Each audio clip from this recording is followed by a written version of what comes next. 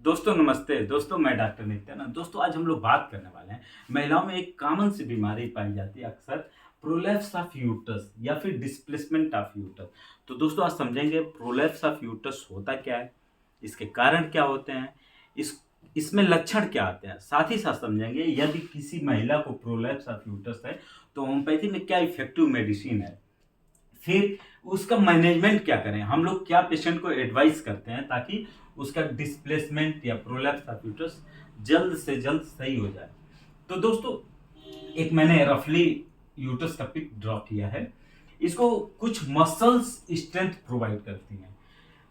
इसी मसल्स या फिर लिगामेंट, मसल्स या फिर लिगामेंट में वीकनेस की वजह से, कमजोर होने की वजह से, लिगामेंट में वीकनेस की वजह से क्या होता है, यूट्रस अपने स्थान से मूव कर जाता है या फिर वेजाइना के थ्रू बाहर आने लगता है। इसी को हम लोग बोलते हैं प्रोलैप्स ऑफ यूट्रस। अब बात करेंगे इसके स्टेजेस के बारे में। तो 3 स्टेजेज होते हैं। फर्स्ट स्टेज में क्या होता है, वेजाइना के ऊपरी पार्ट तक, अपर पार्ट तक यदि यूट्रस मूव करके आ रहा है तो क्या होगा, इसको बोलते हैं स्टेज फर्स्ट। अगर मिडिल पार्ट तक आ रहा है तो बोलेंगे स्टेज सेकेंड। और यदि यूट्रस वेजाइना के थ्रू बाहर निकल आता है तो इसको बोलते हैं stage third, out from vagina, इसको बोलते हैं स्टेज थर्ड। टोटल 3 स्टेज हो गए। First stage upper part of vagina तक रहेगा, फिर middle part of vagina second stage, और यदि बाहर निकल आता है तो उसको बोलते हैं थर्ड स्टेज।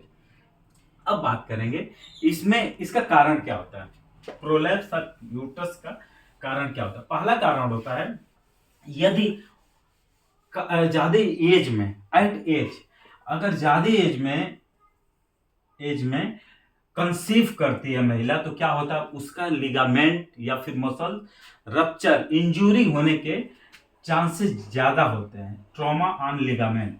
तो क्या होगा, ज्यादा एज में, एट एज, ज्यादा एज में यदि कंसीव करती है तो लिगामेंट में या फिर मसल्स में इंजरी होने के चांसेस ज्यादा होंगे। इसकी वजह से प्रोलैप्स ऑफ यूट्रस हो सकता है। मैंने पहले ही बताया कि उसमें लिगामेंट में वीकनेस या फिर मसल्स में वीकनेस आ जाती है।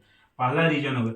दूसरा रीजन हो गया क्रोनिक कफ, यदि काफी दिनों से उसको खांसी आ रही है तो भी प्रोलैप्स ऑफ यूट्रस होने के चांसेस हो जाएंगे। तीसरा, डिफिकल्ट लेबर, मींस यदि डिलीवरी के समय क्या होता है कि सीवियर पेन जो होता है, उस समय क्या होगा, बहुत मुश्किल से बच्चा जो है बाहर नहीं निकल पा रहा है, तो उस समय क्या होता है, लिगामेंट इंजरी होने के चांसेस ज्यादा रहेंगे। फिर लार्ज बेबी, यदि बेबी बच्चा जो है साइज बड़ी है तो फिर क्या होगा कि डिफिकल्ट लेबर होगा, बच्चा मुश्किल से निकलेगा। उस समय क्या होगा, वेजाइनल डिलीवरी, यदि हम उस समय वेजाइनल डिलीवरी करवाते हैं तो क्या होता है, ट्रॉमा, लिगामेंट में इंजरी होने के चांसेस होंगे। तो क्या होगा कि प्रोलैप्स ऑफ यूट्रस हो सकता है।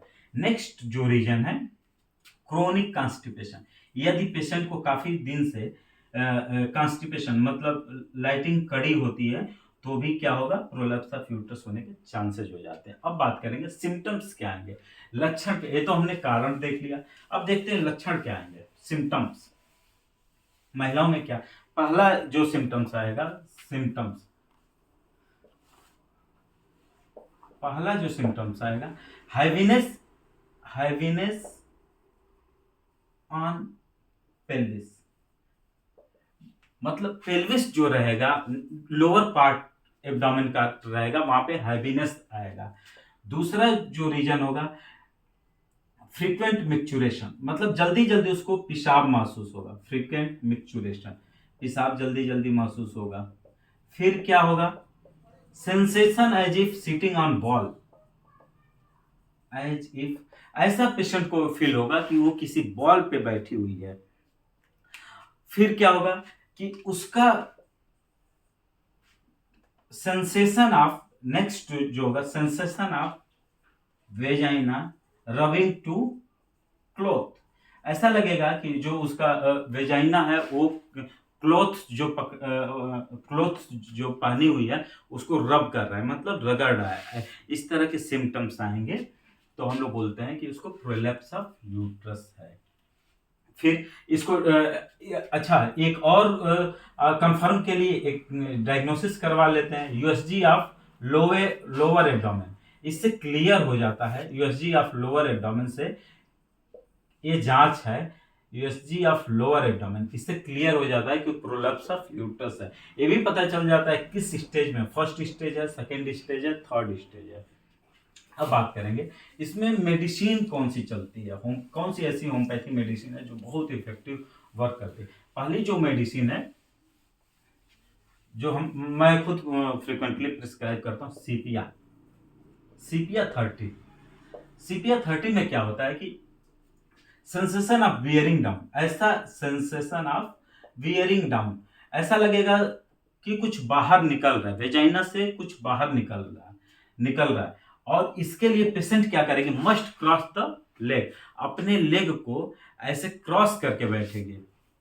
फिर लिलियम टिग्रिनम 30, लिलियम टिग्रिनम 30 कब देंगे, लगेगा सब कुछ जितना भी पेल्विस का कंटेंट है, मतलब लोअर एब्डोमेन का जो कंटेंट है वो बाहर निकल आ रहा है, कंटेंट ऑफ पेल्विस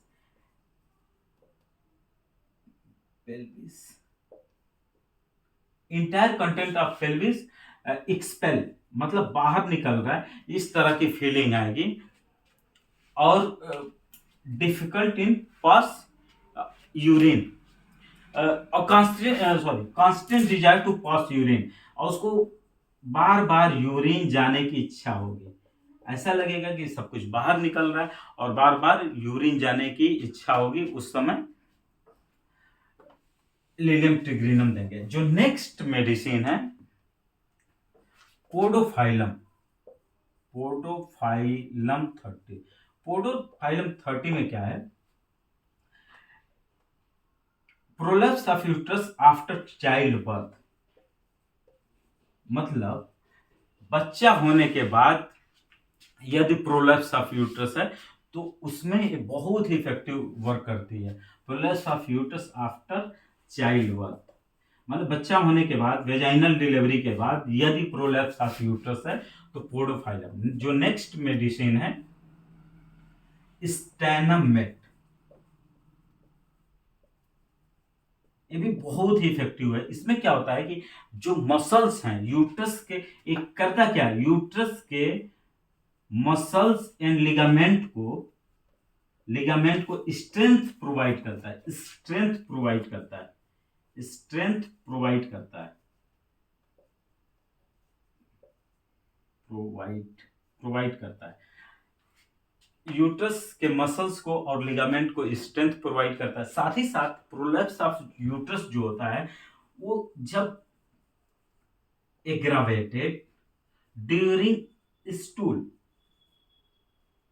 मतलब जब वो लाइटिंग करने को बैठेगी तो उस समय उसका यूट्रस बाहर आएगा, उसमें स्टैनम मेटालिकम बहुत ही इफेक्टिव वर्क करती है। अब दोस्तों बात करेंगे यदि किसी महिला को प्रोलैप्स ऑफ यूट्रस है तो उसको क्या एडवाइस किया जाता है कि कैसे जल्द से जल्द सही हो सकती है। उसके लिए हम लोग मेडिसिन के साथ साथ कुछ मैनेजमेंट भी बताते हैं। मैनेजमेंट, पहला तो कॉन्स्टिपेशन, यदि क्रोनिक कॉन्स्टिपेशन है तो पेशेंट को एडवाइस किया जाता है कि प्रिवेंट करे, बचाव करे, प्रिवेंट फ्रॉम क्रोनिक कॉन्स्टिपेशन। यदि बहुत दिनों से पेशेंट को कॉन्स्टिपेशन है तो उसको एडवाइस किया जाता है कि वो अपना कॉन्स्टिपेशन सही करे, कॉन्स्टिपेशन की दवाई दी जाती है। फिर एवॉइड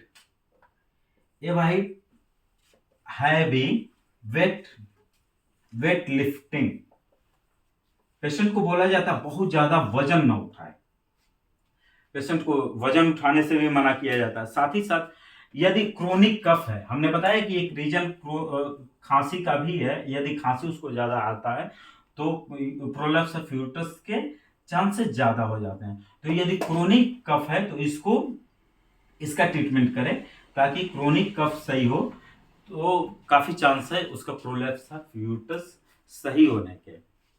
फिर यदि वेट है, हाई वेट गेन ज़्यादा की है, तो उसको एडवाइस किया जाए कि वेट गेन जो है उसको रिड्यूस करे, वेट को रिड्यूस करे।